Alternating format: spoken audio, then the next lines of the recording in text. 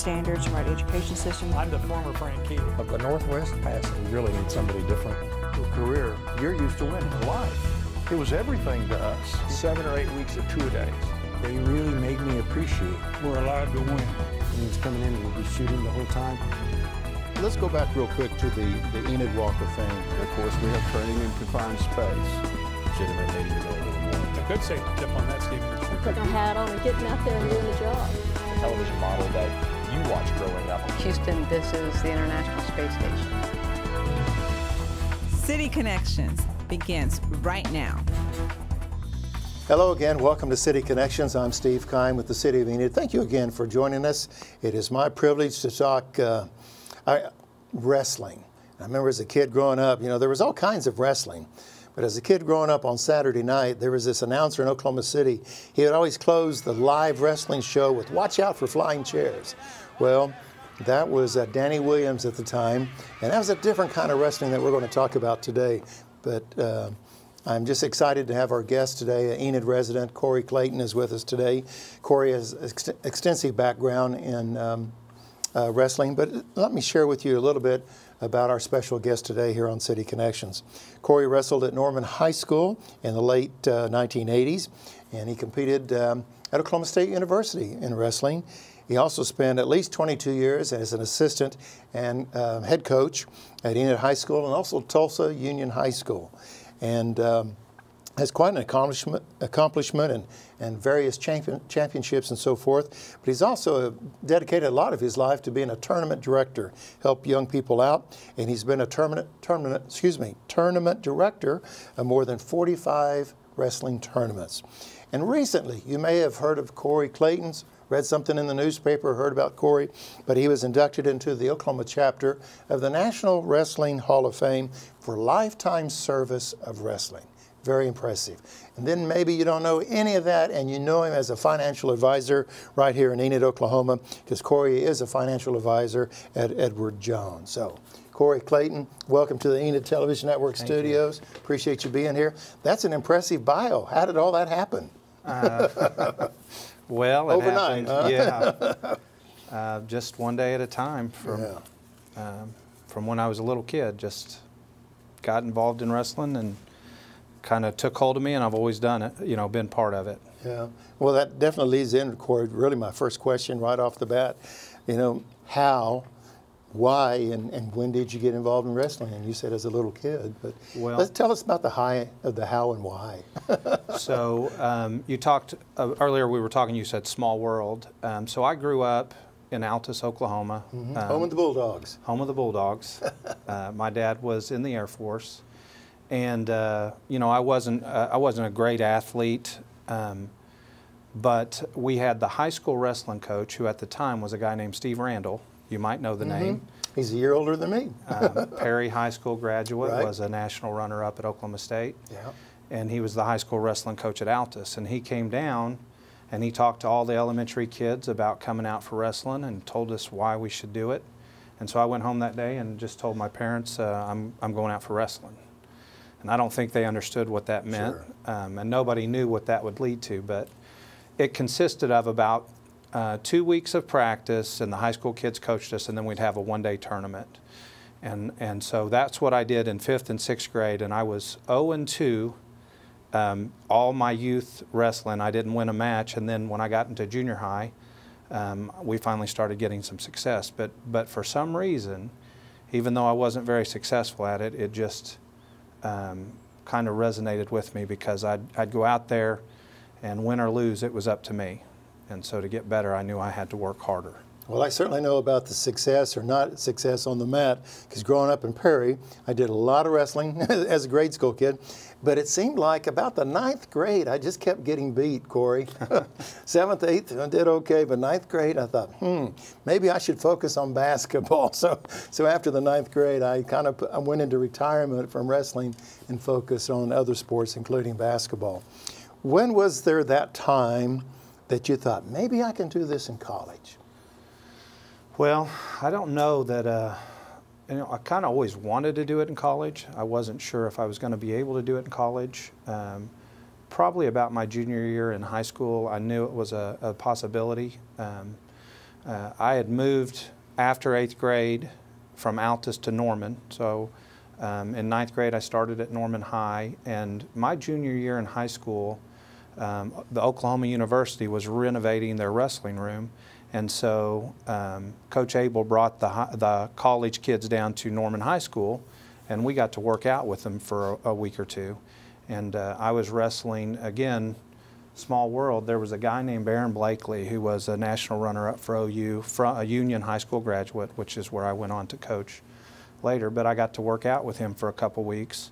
And not that that gave me any sense of, hey, I can go beat a national runner-up, but I felt pretty good that I could hold my own with the opportunity. So it started becoming a little more of a reality. And right after high school, I did go to OU for a semester before transferring to Oklahoma State. Okay. So, you know, I'm not sure that I was ever good enough to wrestle in college, but I always believed I could do it. So that's kind of what got me there. And I appreciate you sharing that, especially that time frame, say the junior year in high school, because again, growing up in Perry, I would always admire the guys who really could wrestle, and that bystander, I'm looking at some of these sophomores or juniors or seniors that I'm in school with, and I'm nodding my head saying, they'll be at OSU one of these days, or they'll be or down at Norman. I mean, you could just identify the handful or the hand-selected ones that could do that. You coached at Union High School in Tulsa, small school there, right? Yeah. Very big facility. And of course, Enid High School. Tell us about some of your coaching achievements. I know it's a long list, but when somebody asks you, just share a couple of achievements, what comes to mind, Corey? Well, so I started at Enid High right out of college, 1994, and it was a program that was struggling. There weren't a lot of kids in the program. The numbers were pretty low.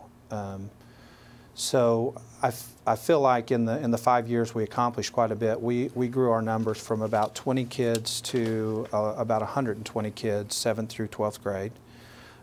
We had 3 junior high teams at the time. One of them was competing with the best teams in the state of Oklahoma, and then the other 2 were competitive. And those guys were kind of coming up to the high school. We were starting to have some state qualifiers, and eventually some of those kids went on to place at state. One of my proudest accomplishments is just seeing the turnaround. You know, maybe they didn't go on and win a state championship, but you know, they went from a program that didn't carry much respect to a program that is quite often putting out 1 or 2 wrestlers that can compete at the highest level, and the team as a whole is getting a little more successful each year.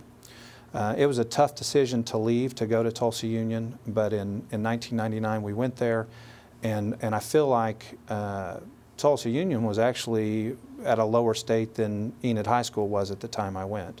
They had just come off a 1-14 season. They had changed coaches 5 or 6 years in a row, and I had been advised by a lot of people, don't go to Tulsa Union, it's a football school and you'll never be successful. Within a few years, we went 15-0 and won a dual state championship, and doing a lot of what we did at Enid High, but obviously I'd learned a little bit more from mistakes I'd made or some things that we had done well. And again, not so much the championships that's the pride, it's seeing a group of kids who maybe didn't believe they could be successful and changing the mindset of not only those kids but of the program, the parents, the administration, to where now it's, you know, it's a program that can compete on the highest level year in, year out. Well, I sincerely appreciate you sharing your thoughts about your achievements or accomplishments, because oftentimes when I visit with an educator or a former coach or current coach, yeah, they'll talk about the accomplishments on the football field, on the mat, on the diamond, or whatever, but it always comes back to their influence on developing a young person into a young man or something. And what a opportunity, even though as a wrestling coach or whatever sport it may be, but you have that influence on that young person, and they'll always remember that. And 10, 20, 30 years later, they'll still call you coach, but they'll always remember that friendship that you have. Our special guest today on City Connections is Corey Clayton. You might recognize Corey because you see here as a resident here in Enid, as a financial advisor at Edward Jones. He's been involved in wrestling since day one and wrestled at Oklahoma State, coached at Union and also at Enid High School. And one of the key reasons that we wanted Corey to be here at the ETN studios today was to talk about the Mid-America Nationals. That tournament's been here for the last 2-3 years. And Corey, the Mid-America Nationals, it was in Tulsa for the longest time, has been moved to Enid. It's coming up on December 8th and 9th. For folks that they've heard of Mid-America Nationals, what would they see? What would they expect? Well, so it's kind of been built into one of the early season premier tournaments. We highlight some of the best teams from Texas, Oklahoma, and Kansas. That attraction, we try to draw in some teams from outside. But the idea was, let's build the best regional talent we've got around here, and let's pit them against other people across the country. Some years, you know, we've had people from New Mexico and Missouri and Louisiana and Colorado, Arkansas. The stable is Texas, Oklahoma, Kansas. And you're going to see kids that weekend who will go on to be NCAA champions, sure, NCAA All-Americans. Some even make the Olympic team. And so when you're talking about just Oklahoma alone, as far as the talent as a state, and a lot of people who don't know wrestling, if you're one of the top teams in Oklahoma, you're one of the top teams in the country. And so for the population we have in Oklahoma, a lot of these kids go on and they're very successful at the next level. We get to showcase that in Enid for that weekend. So you're going to see a lot of great matches, a lot of talented athletes come through there. And it's just really, the one thing we found is just the reverse, that people really don't know kind of the hidden jewel Enid is. And a lot of these coaches bring their kids here to wrestle in the caliber of tournament, but they end up staying and recommending it to other people because of the hospitality that they get. The event center, it's a great venue to have it. The restaurants, the hotels where they stay, we've heard a lot of compliments about Enid. And everybody that's come has continued to come back, and it's continued to grow. Inside the event center, how many mats are out at one time once this tournament gets going? So we are right now at 6 mats. Okay. We're kind of running into a capacity issue. We've got 29 teams coming this year. In the format that we run, we have to make a decision to either start capping teams off at this 29 level, or are we going to be able to lay some more mats out in that facility and continue to grow? So we're gonna kind of pose that question to the coaches and see which direction they want to take this tournament, because I kind of tell them, you know, it's their tournament. They've been attending it, and it wouldn't happen without them. Sure. So they're going to have a little bit of input on the direction we head. You kind of discussed some of the factors of why these teams continue to come back. Regionally, it's close, maybe from Kansas to Oklahoma. They want to wrestle against the best, if you will, in the region. But Enid has a lot to do with that, as you touched on, the hospitality, the way that an event is managed, the way the tournament is run and stuff like that. Are there any other ingredients that you sense why these teams from Texas, Kansas, Louisiana, New Mexico at one time, why they keep coming to this Mid-America Nationals? Well, we've got a unique format. I think that may help, and that's part of the running. So early in the season, they're going to get 5 matches in the first day because it's pool wrestling, and then the top 4 in each pool will advance to the next day to a line bracket. So I think that's one attraction.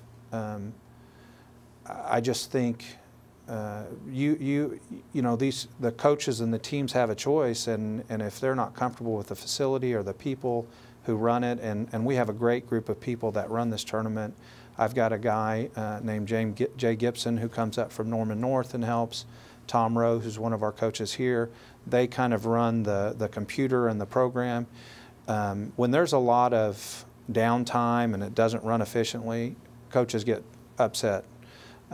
They do a fantastic job with that. The parents in the hospitality room, you know, the community donates food. They go out and they purchase food, and coaches have a great little sample of Enid. So I think it's all the factors that have made this tournament grow and be successful. And it takes that in a community, no matter if it's a baseball tournament or soccer, whatever. It really takes this collective effort from everyone. My special guest today on City Connections is Corey Clayton. Corey, again, is an Enid resident and works as a financial advisor at Edward Jones. But recently, Corey was honored in the Oklahoma chapter of the National Wrestling Hall of Fame, and we want to talk about his involvement in that and a little bit more about the Mid-America National Tournament and really a little bit more about his role here in Enid. And we'll do that right after this. Thanks for staying with us here on City Connections.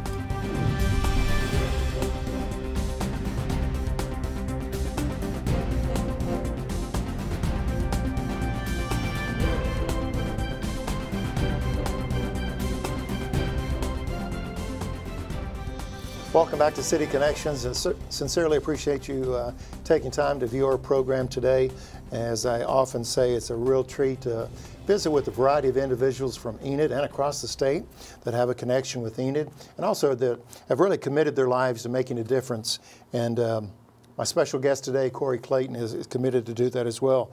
Corey, here we are in Oklahoma, and we all know about wrestling and so forth. And Oklahoma is pretty much strong in wrestling, from Altus to Tulsa Union, and every school in between. There's, quite a wrestling tradition here in the state of Oklahoma. Why do you think Oklahoma is one of those tradition-rich states? And what are some other states that would be a close second, if you will? Because I know Pennsylvania put some great wrestlers out, Iowa, and places like that. But why Oklahoma, you think? Well, that's a great question. And I think a lot of people have tried to study this and figure out, why Oklahoma, why Iowa, Pennsylvania, Ohio.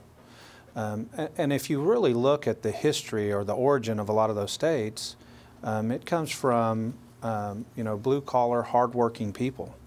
And the unique thing about wrestling is you don't have to be the most talented, the tallest, the strongest, the fastest, but you do have to work really hard.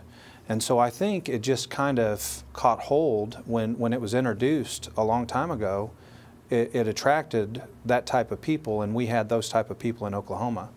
It's really neat to look at our history as a state and then overlay the origin of wrestling with that and why there was such an attraction there. And you've got not only Oklahoma, but towns like Perry, Oklahoma, and Ponca City and Stillwater, and those were kind of the roots of wrestling in Oklahoma, and so from there you've got, early Olympians and national champions, and it's just continued to grow. We were kind of the pioneers in the sport, and when you look at Iowa and Pennsylvania and Ohio, they have the same type of history, whether it's with the oil fields in Pennsylvania and Ohio, or it's the farming in Iowa and Oklahoma. Sure. A lot of similarities there. Yeah. And today they're still the top 4 states in the sport of wrestling, at least in my opinion. Well, as I did a little research before I decided on when we could get together to do our interview, I realized that there was a gentleman's name named Mark Kirk that was also associated with some things that you're involved in. Also a gentleman named Chance Leonard.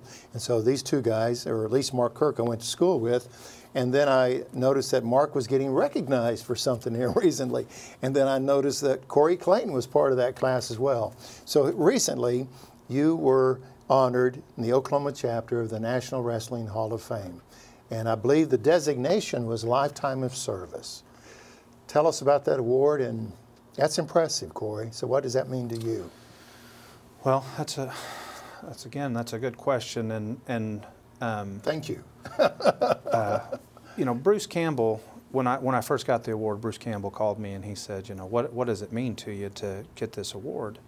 And I really hadn't thought about what it means. As a coach, it's not really something you can work to achieve. It kind of happens, and so it took me back for a second. I had to think, well, what I think, I came to the conclusion that all the things that we try to teach our kids about persistence and, work hard, do the right things, that to me, that's what that symbolizes. That's what we tried to do as a coach and a staff.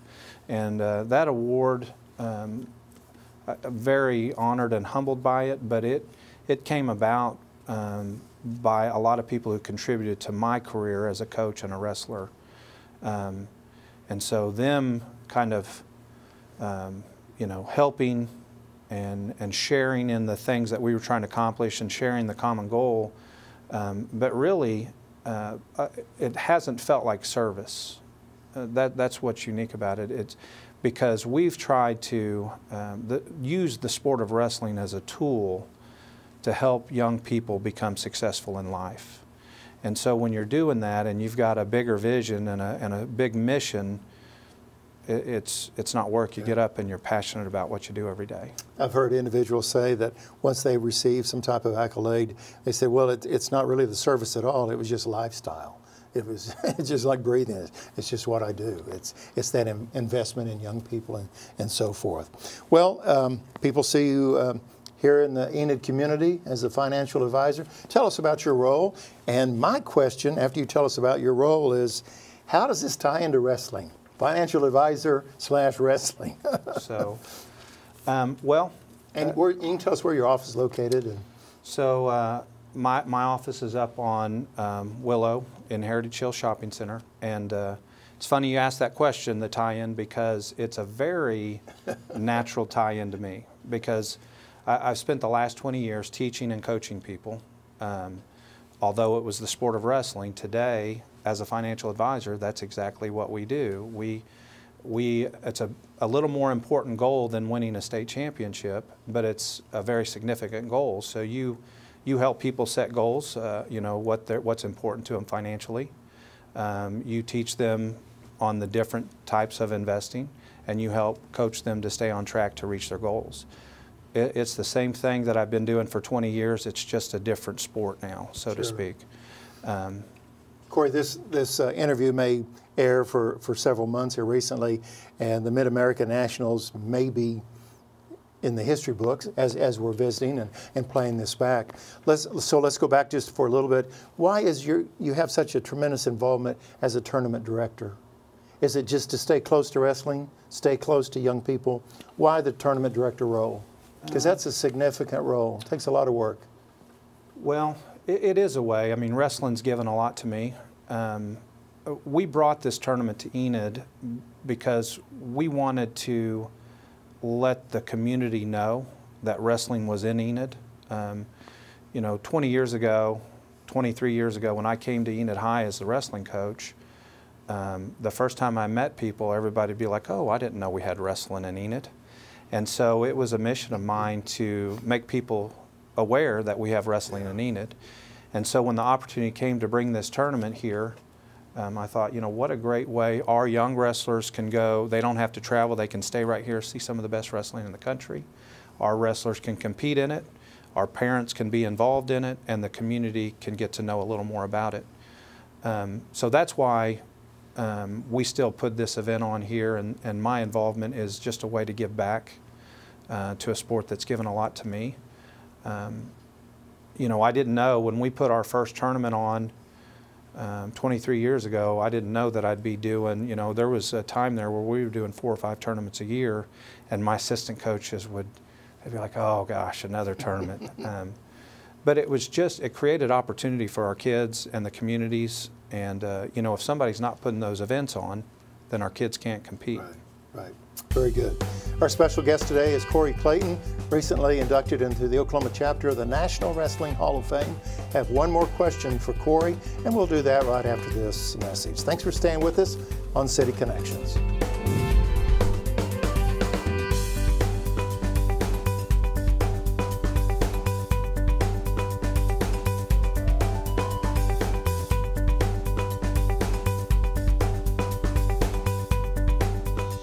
We're about to close our program here on City Connections with my very special guest, Corey Clayton. Corey, we got about a minute or less here today to close our program.